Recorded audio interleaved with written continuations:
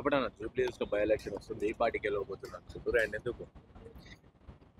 ఇంత కోలాహలం చూసి కూడా మీకు ఎలా అనిపిస్తుంది బ్రదర్? ఆ! ఖచ్చితంగా జూబ్లీ ఉప ఎన్నికల్లో ఆ! కాంగ్రెస్ పార్టీ బ్రహ్మాండమైన మెజార్టీతో గెలవబోతుంది. మీరు అది చూడబోతున్నారు. అంటే ఎందుకంటే కాంగ్రెస్ పార్టీకి రాష్ట్రంలో చాలా వరకు వ్యతిరేకత ఉంది. 6 గ్యారెంటీలు అమలు చేయలేదు అని చెప్పేసి కూడా బీఆర్ఎస్ పార్టీ, బీజేపీ పార్టీ ప్రచారం చేస్తున్నారు కదా! సో మీరు ఏ విధంగా అవన్నీ అనవసరమైన ఆరోపణలండి. నువ్వు ఎందుకు అమలు కావట్లేదు? ఇందిరా మిల్లు ఇచ్చామా? ఇందిరా మిల్లు ఓకే అయింది.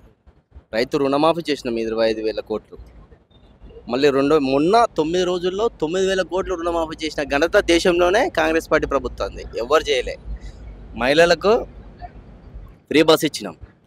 500 గ్యాస్ సిలిండర్ ఇస్తున్నాం. ఇంకా ఈ 6 10 లక్షలు అమలు అవుతుంది. ఇంకా 6 గ్యారెంటీలు ఎక్కడ అమలు అవ్వట్లేదు. రాష్ట్ర బడ్జెట్ను అదుపులో ఉంచుకొని ముఖ్యమంత్రి రేవంత్ రెడ్డి గారు మన నాయకత్వంలోని ప్రభుత్వం సమర్థవంతంగా పనిచేస్తుంది. రైతు భరోసా కదా విడుదల చేశాం కదా, 15,000 అన్నాము మేనిఫెస్టోలో. రాష్ట్ర ఆర్థిక పరిస్థితిని చూసుకొని 12,000 వేస్తూనే ఉన్నాం. మొన్న జూన్ జూలైలో యాసంగి వానాకాల సీజన్కి వేసినాము. ఇంకా ప్రభుత్వ పథకాలు ఎక్కడ అమలు అవ్వట్లేదు. దయచేసి మీరే ప్రతిపక్షాలకు తెలియజేయాలని కోరుతున్నాం. అంటే ఇదే బీఆర్ఎస్ వాళ్ళు చెప్తారు, మహిళలు అమ్మ ఒకవేళ మీకు 2,000 నెలకు వస్తే ఓటేయండి అని చెప్పేసి చెప్తారు. ముసలిలో కనిపిస్తే అమ్మ మీకు పెన్షన్ 4,000 వస్తే ఓటేయరు, కాకపోతే మాకేరి అని చెప్పేసి ఈ విధంగా ప్రచారంలోకి వెళ్తామని చెప్పేసి ఈ రెండు పార్టీలు చెప్తున్నాయి. బీఆర్ఎస్, బీజేపీ అదే చెప్తాం. బీఆర్ఎస్ బీజేపీ ఎంత చెప్పినా ప్రజలు నమ్మే పరిస్థితులు లేరు. మా ముఖ్యమంత్రి రేవంత్ రెడ్డి గారు స్పష్టంగా చెప్పడం జరిగింది, రాష్ట్ర బడ్జెట్ ఉంచుకొని ముందుకెళ్తున్నాం. అందుకే రైతు భరోసా 12,000 ఇచ్చినామని చెప్పడం జరిగింది. మహిళలకు కూడా ఉచిత బస్సు ఇచ్చినాము. వాళ్ళకి ఉపాధి హామీ కూలీలకి పనిచేసే వాళ్ళకి కూడా 12,000 ఇస్తుంది ప్రభుత్వం ఏడాదికి. అది కూడా వేయడం జరిగింది. ఈ మీరు అంటున్నట్టు పెన్షన్ కానీ మహిళలకు 2,500 కానీ ఖచ్చితంగా అమలు చేస్తాం. అది రాష్ట్ర ఆర్థిక పరిస్థితి మెరుగవుతుంటే సంక్షేమ పథకాలు ఇస్తామని ముఖ్యమంత్రి రేవంత్ రెడ్డి గారు స్వయంగా చెప్పడం జరిగింది. ఇంకెక్కడ మేము ప్రజల్ని మోసం చేస్తున్నాము? వాళ్ళకు ప్రభుత్వం మంచి చేస్తుంది, ప్రజలు ఆదరణ పొందుతుంది కాబట్టి చెప్తున్నారు. ఇప్పుడు బీజేపీ నుంచి 2 కేంద్ర మంత్రులు ఉన్నారు సార్. 8 మంది ఎంపీలు గెలిచారు. మరి తెలంగాణకి ఏమైనా నిధులు తీసుకొచ్చిరా? మూసి ప్రక్షాళన గురించి ముఖ్యమంత్రి రేవంత్ రెడ్డి గారు ఢిల్లీకి వెళ్తున్నారు. వీళ్ళు ఏమైనా సమర్థిస్తున్నారా? మా ముఖ్యమంత్రి రేవంత్ రెడ్డి కేంద్ర మంత్రులను కలవడానికి ముందే కిషన్ రెడ్డి గారు వెళ్ళి కలుస్తున్నారు. మరి మా ముఖ్యమంత్రి రేవంత్ రెడ్డి గారితో పాటు కలవచ్చు కదా. ఆయన తెలంగాణలో సికింద్రాబాద్ నియోజకవర్గానికి ప్రాతినిధ్యం వహిస్తున్నారుగా. మరి ఎందుకు ముఖ్యమంత్రి రేవంత్ రెడ్డి గారితో పాటు కలవడం లేదు? అంటే కాంగ్రెస్ పార్టీకి మంచి చేస్తే మమ్మల్ని మర్చిపోతారు అని బీజేపీకి భయం పట్టుకుంది. అందుకే వాళ్ళు బీజేపీ వాళ్ళు మాకు సపోర్ట్ చేస్తలేరు. తెలంగాణకు రావాల్సిన నిధుల విషయంలో మూసి ప్రక్షాళన కానీ మెట్రో ఫేజ్ 2 ఇప్పుడు దాన్ని కూడా వాళ్ళు చేయట్లేదు. RRRకి ఉత్తర ధ్రువం, దక్షిణ ధ్రువం, RRR రీజనల్ రింగ్ రోడ్ ఇప్పుడు అవి ముందుకెళ్తున్నాయి. అంటే మా ముఖ్యమంత్రి రేవంత్ రెడ్డి గారు 50 సార్లు కాదు 500 సార్లు ఢిల్లీకి వెళ్తారు. ముఖ్యమంత్రిగా ఢిల్లీకి వెళ్ళి రాష్ట్ర అభివృద్ధి కోసం అడగొద్దా? ప్రధాని మోదీ గారిని కలవకూడదా అండి? అలా ఏమైనా కలవద్దని ఉందా? అక్కడ రాష్ట్ర అభివృద్ధి కోసమే ఢిల్లీ వెళ్తున్నారు. అండ్ ఇటు బీఆర్ఎస్ పార్టీ ప్రధానంగా ఏం చెప్తుందంటే, కాంగ్రెస్కి ఓటేస్తే వేయండి ప్రాబ్లం లేదు, కానీ ఓటేస్తే మాత్రం హైడ్రా మీ ఇంటికి వస్తుంది, బుల్డోజర్లు మీ ఇంటికి వస్తాయి, మీ ఇంట్లో గుడిసెలు గులగొట్టేస్తుంది అని చెప్పి చెప్తాం. మీరు చూసిండ్రు బతుకమ్మ గుండ ఎంత సుందరంగా ముస్తాబైందండి. అది ప్రజలు ఎంత మెచ్చుకున్నారు మమ్మల్ని, అమర్పేట నియోజకవర్గ ప్రజలు. ఇప్పుడు 5 ఎకరాల విస్తీర్ణంలో అది మంచిగా రూపుదిద్దుకుంది హైడ్రా. మొన్న గాజుల రామారంలో 300 ఎకరాలు దాదాపు కొన్ని కోట్ల విలువైన భూములను కాపాడింది అదే హైడ్రా. మొన్న కొండాపూర్లోనే ఎక్కడ కూడా అంతెందుకండి బంజారా హిల్స్లో ఎన్ని గజల ప్లాట్ను కాపాడింది తెలుసు కదా మీరు. మరి హైడ్రా మంచి పని చేస్తున్నప్పుడు తప్పెందుకు అవుతుందండి? ఇప్పుడు హైదరాబాదులో ఎక్కడైనా వరదలు వచ్చి మునిగిపోయినరా? గత కేసీఆర్ ప్రభుత్వంలో అక్కడ ఎల్బినార్ ప్రాంతంలో వస్తే 10,000 ఇస్తామన్నారు. వరదలు నష్టపరిహారంగా వరద బాధ్యత ఇచ్చిరా? దాంట్లో కూడా అవకతవకలు జరిగినాయి, లుక్కలుక్కలు జరిగినాయి. ఈ ప్రభుత్వంలో సమృద్ధిగా వర్షాలు కురిచినాయి. హైదరాబాద్లో ఎక్కడైనా వరదలు వచ్చినాయండి? దయచేసి మీరు ఆన్ ది స్పాట్లా జిహెచ్ఎంసీ సిబ్బంది, హైడ్రా సిబ్బంది ప్రత్యక్షంగా అక్కడ ఉండి పనులు చేస్తున్నారు.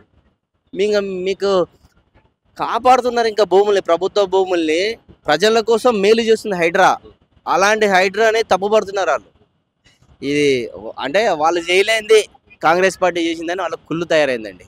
అందుకే వాళ్ళు ఈ విధంగా ఆరోపణలు చేస్తున్నారు మా కాంగ్రెస్ పార్టీ ప్రభుత్వం మీద. ప్రధానంగా జూబ్లీస్ క్యాండిడేట్ పైన కూడా కొన్ని ఆరోపణలు ఉన్నాయి కాబట్టి తప్పిలు ఇస్తారు గుండాలు చేస్తారు ఈ విధంగా. సో ఆయన గెలిస్తే మొత్తం ఆగమైతే జూబ్లీస్ అని చెప్పేసి కూడా చెప్తా ఉన్నారు. అట్లా అంటే ఇంతమంది ప్రజానికి ఎందుకు బ్రహ్మరథం పడతారు? కుట్టు మిషన్లు ఇచ్చిరంట, సాయం చేసిరంట. ప్రజలే చెప్తున్నారు కదా, మాకు కుట్టు మిషన్లు ఇచ్చారు, మాకు చీరలు ఇచ్చారు, ఏమైనా పండుగలైనా మాకు సాయం చేస్తున్నారని. జూబ్లీస్ నియోజకవర్గ ప్రజలే చెప్పారు. బోరబండ, రహమత్ నగర్, ఎర్రగడ్డ డివిజన్, షేక్పేట్ డివిజన్, ఇవన్నీ ప్రజలు టీవీలలో చూస్తారు. మీరు ఇంకా ఎక్కడ ధమ్కీలు ఇస్తున్నారండి? అంటే వాళ్ళు వాళ్ళు ఓడిపోతామనే భయంతో ఇవన్నీ ఆరోపణలు చేస్తున్నారు. అంతేగాని కాంగ్రెస్ పార్టీ అభ్యర్థి నవీన్ యాదవ్ గారు ఎక్కడ ఎలాంటి ప్రలోభాలు చేయలే. ప్రజలే సాక్ష్యంగా చెప్తున్నారు, మాకు అన్ని సాయం చేస్తున్నారు, లోకల్ లీడర్ అయితేనే మాకు అంత మంచి జరుగుతుంది, మేము కూడా రాష్ట్ర వ్యాప్తంగా అమలవుతున్న సంక్షేమ పథకాలను మేము కూడా పొందుతామని ప్రజలే ముందుకొచ్చి చెప్తున్నారు. దయచేసి ఈ విషయాన్ని మీరు మీడియా ముఖంగా తెలియజేయాలని ప్రతిపక్ష పార్టీలు బీజేపీకి, బీఆర్ఎస్ పార్టీలు తెలియజేస్తున్నారు. సో పక్కా అంటారా నవీన్ యాదవ్ గారు?